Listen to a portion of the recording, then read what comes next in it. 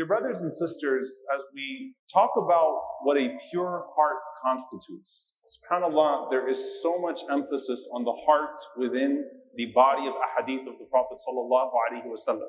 A heart that is pure, a heart that is firm, a heart that is focused, and if that heart is proper, everything else is going to be proper. And there's this intentionality about always looking after it, even if all of the outside seems to be healthy, to make sure that you're constantly scrutinizing your heart. And there's this one hadith of the Prophet ﷺ that's profound, especially as it pertains to these next crucial few weeks before Ramadan. That Abdullah ibn Amr ibn As radiallahu ta'ala anhuma says, I said to the Prophet ﷺ, Man khayrun nas? Who is the best of people? So he said, a person who has a pure heart and a person who has a truthful tongue. So the Prophet ﷺ gave the qualities. He said the best people of this ummah are people who speak truth and people who have purified hearts. And he said that we said to the Prophet ﷺ, we know what a truthful tongue is, Ya Rasulullah. What is a pure heart? Can you be more specific as to what a heart being pure is?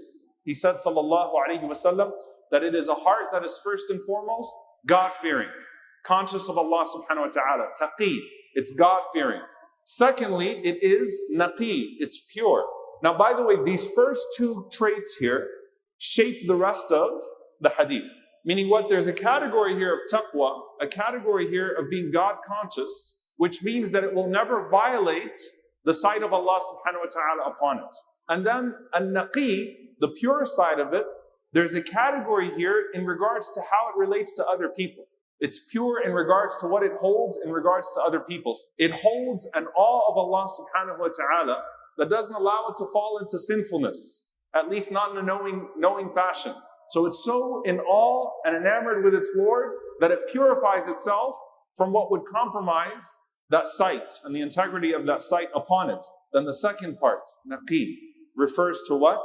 Particularly where the Prophet ﷺ mentions transgression and envy. It doesn't hold transgression and envy. Transgression refers to the hope that someone else will get hurt, or the desire that should the opportunity present itself, I will inflict harm on this person. Okay? How can a heart be a transgressor? Because the heart intends. So if the heart intends transgression, and the only thing stopping it is that it hasn't found a moment or an opportunity to hurt someone else, it still holds a transgression inside of it. And hasad is a very specific disease of envy, that you hate someone for something that they have that you wish you had. You hate to see someone else in a position that you feel like you deserve. You hate that someone else has a life that you feel like you should be living. Hasad. It's in the heart here. And it's going to shape a particular type of mindset. And it's going to shape your actions. And it's going to consume your thoughts. And it's going to dictate your actions. It all goes back to that. And they say, who shows signs of that, O Messenger of Allah? You know, you're talking about a deep internal feeling. Who shows signs of that? Like, what are the traces of a person that has that type of quality then, Ya Rasulullah? You know, speaking the truth is so obvious. But what are the signs? And he responded, sallallahu alaihi wasallam, a person who really despises superficiality. Yashna dunya here doesn't mean you hate the world. It means you hate worldliness. Like they really are turned off by worldly enamor, and instead, yuhibbul akhirah. Like they love the hereafter. They actually love the akhirah. The concept of the hereafter is one that pushes them to action. It's what consumes their thoughts. It's what gets their hearts excited. Yuhibbul akhirah. Now look at the honesty of the companions of the Prophet sallallahu alaihi wasallam. They said, look, the only person that really fits that description the way you just said it is Abi Rafi', who was a freed slave of the Prophet sallallahu alaihi wasallam. And the Prophet sallallahu alaihi wasallam stayed silent. So they said, so then who resembles that type of person? And the Prophet ﷺ said, a believer with good character. Don't complicate this. A Muslim who has good character, a believer who has good character, is operating from a good place. Focus on that. Don't focus on the circumstances. Don't focus on a very particular type of person. Focus on that. Now, what makes this really important is that the Prophet ﷺ connected your pursuit to the poisons of the heart as well as how you interact with Allah subhanahu wa ta'ala and the world around you, all in one hadith. And Allah subhanahu wa ta'ala simplifies it by saying the following: Allah did not give two hearts to a single person. No human being has two hearts. You don't have two hearts. If you have two hearts, then you seemingly can have two contradicting sets of priority. Then you can have two purposes. Then you can have two loves. Then you can have two drivers. Then you can have two motivators. And Allah subhanahu wa ta'ala is saying, Allah didn't give you two hearts.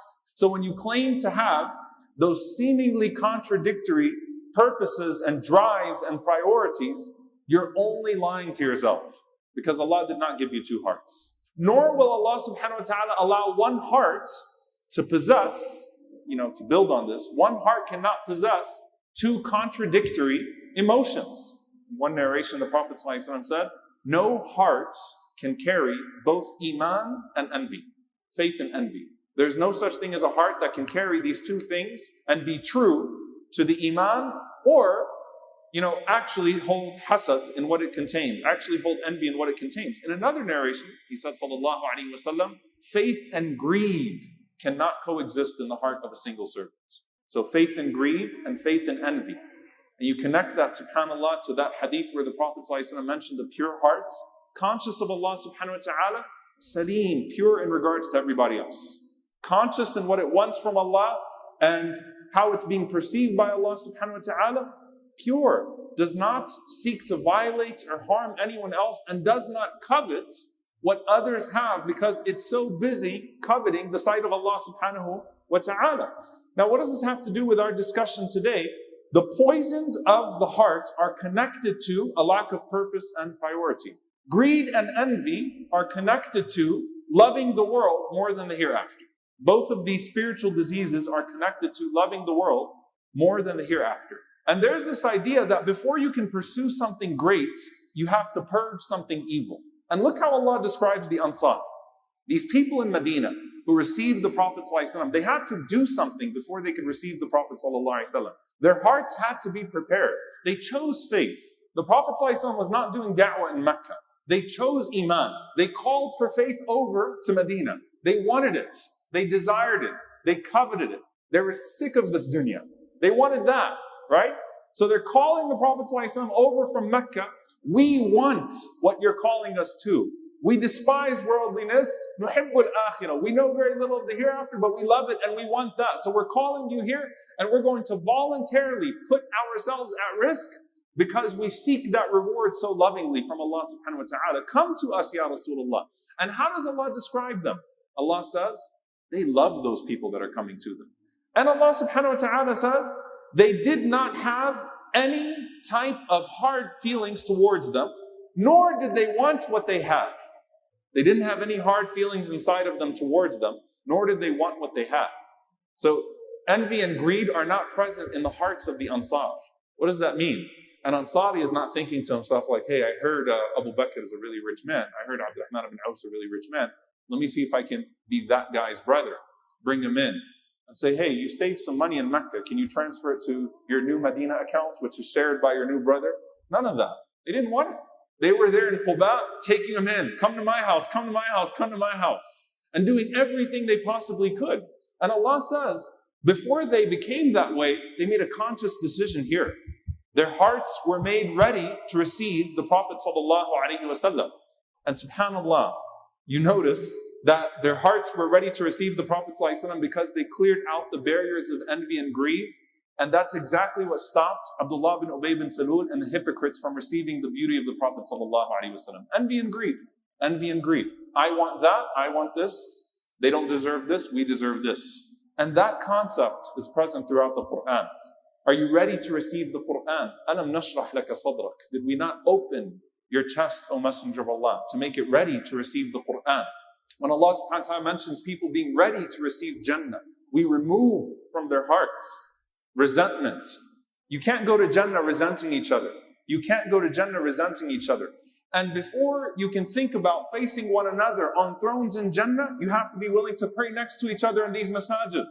You've got to be willing to say salam to each other and meet your brothers and sisters with no resentment inside of you, no hatred, no envy, no ill will.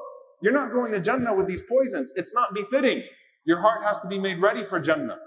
And you've got to start working on that right now if you're pursuing Al-Jannah.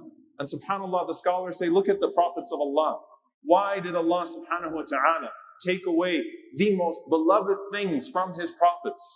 Allah took Khadija radiallahu anha from the Prophet sallallahu alaihi wasallam. Allah took Ismail alayhi salam from Ibrahim alayhi salam. Why? Because, as Al-Qurtubi says, their hearts had to be ready to receive a mission that only their hearts were fitted for, which was prophethood. And for them, Allah subhanahu wa ta'ala cleared their hearts of everything but Allah, the permissible and the prohibited. Their hearts had to be full of one thing, because your heart has to be prepared for the mission that you have. And that's only a mission of prophethood that a select few people were able to bear in this life, and none of us are qualified for. So what does that mean for Ramadan? How do you have a heart that's ready to receive Ramadan? You have to remove the envy, you have to remove the greed, you have to remove the hatred, you have to remove the grudges in order to have a heart that's ready for Ramadan. You've got to remove that hatred from your heart in order to get it ready for Ramadan. Before the month of forgiveness, we have to forgive each other in this month. Before we ask Allah subhanahu wa ta'ala, purely dedicated towards Him, Ya Allah, forgive us, spend this month cleaning it up. Spend this month doing that plumbing, because your heart has to be ready for Ramadan. Now I want to end with a dua from the Prophet ﷺ. It's a profound one, because some people will say, well, is there a dua I can make? What do I do? First and foremost, you know what you need to do to repair and to reconcile. Get over your ego. Remove it. Focus on the hereafter. What's more beneficial to my hereafter? And then let your heart be driven by that. What a beautiful dua. And he said, sallallahu alayhi wasallam, to say, Allahumma rabba nabi Muhammadin sallallahu alayhi wasallam. Oh Allah, the Lord of the Prophet Muhammad. Allahumma rabba nabi Muhammadin sallallahu alayhi wasallam. Ighfir li dhanbi, forgive my sins. Wa adhib ghayda qalbi, and remove what is consuming my heart. Adhib ghayda qalbi, remove that anger from my heart. SubhanAllah, you're asking Allah to remove it. Ighfir li dhanbi, wa adhib ghayda qalbi, wa ajirni min mudallat al-fitan, and protect me from the trials of misguidance and fitna. May Allah subhanahu wa ta'ala protect us all. So ask Allah subhanahu wa ta'ala, Allahumma ighfirli, Allahumma rabba nabi Muhammadin sallallahu alayhi wa sallam. Oh Allah, the Lord of the Prophet Muhammad sallallahu alayhi wa sallam, ighfirli dhanbi, wa adhib ghayda qalbi, wa ajirni min mudallat al-fitani. May Allah subhanahu wa ta'ala protect us from our sins, remove the anger, the consuming anger from our hearts, and protect us from the trials of fitan, the trials of misguidance in this world. Allah.